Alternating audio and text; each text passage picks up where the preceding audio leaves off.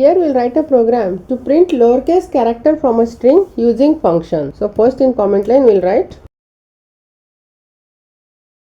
So first we will define function print lower with one parameter. To check each character from the string we will use for loop. So for char in test string, first we will check whether the character is space or an alphabet, and after that we will check whether the character is in lowercase or not. So first we will check if char not equal to space. To check whether the character is in lowercase or not, we will use isLower function.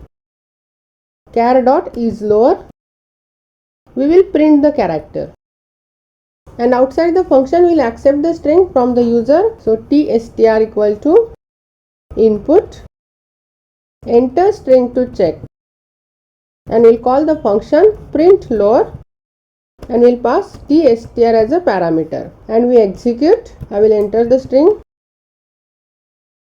It will print all the lowercase characters from the string. If we want to print it on same line, we will use here end. So end, and we will give space as a separator, and we execute. I will enter the data.